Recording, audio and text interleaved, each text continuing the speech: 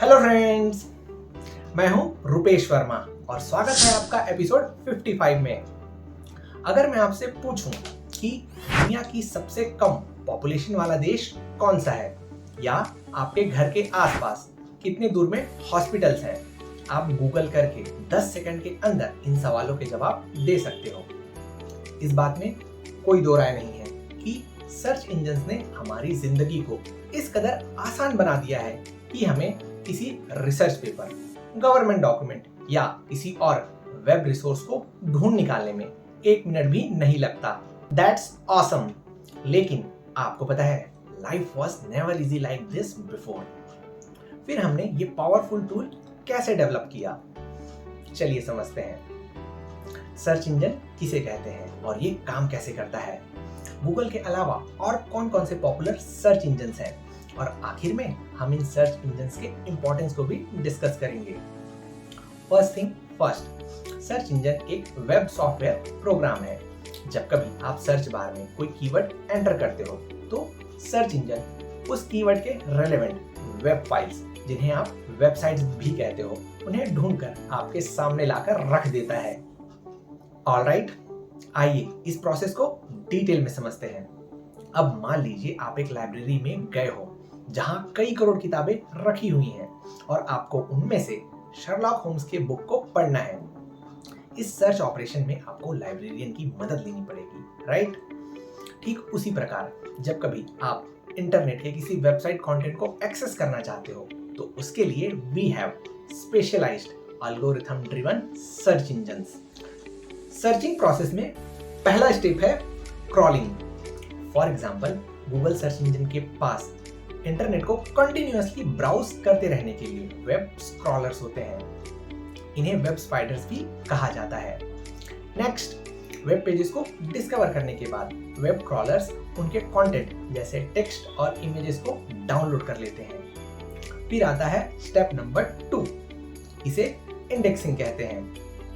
Basically Google के पास एक massive database है, इसे गूगल इंडेक्स कहा जाता है।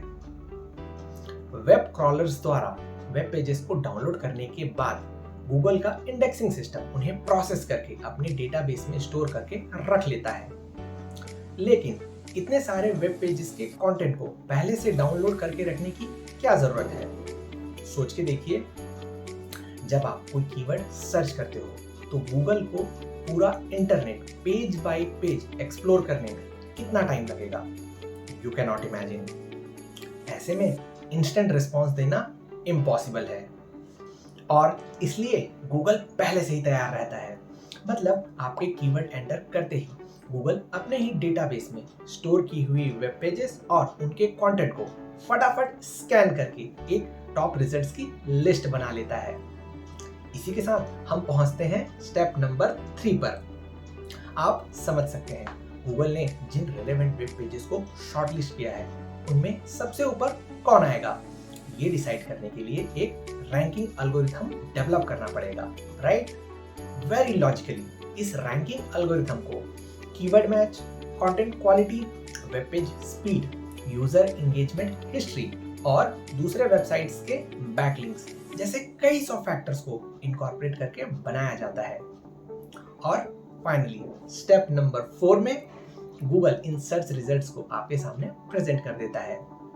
आपने नोटिस किया होगा, ये सर्च रिजल्ट्स 2 प्रकार के होते हैं। पहला ऑर्गेनिक सर्च रिजल्ट्स, जो रैंकिंग एल्गोरिथम में सबसे ऊपर आते हैं, और दूसरा पेड एडवर्टाइजमेंट्स। ये बहुत इरिटेटिंग होते हैं, है ना? आगे चलिए गूगल सर्च से रिलेटेड कुछ इंटरेस्टिंग फैक्ट्स पर एक नजर डालते हैं। आपको पता है, गूगल अपने डेटाबेस और रैंकिंग एल्गोरिथम को कंटिन्यूअसली अपडेट करता रहता है।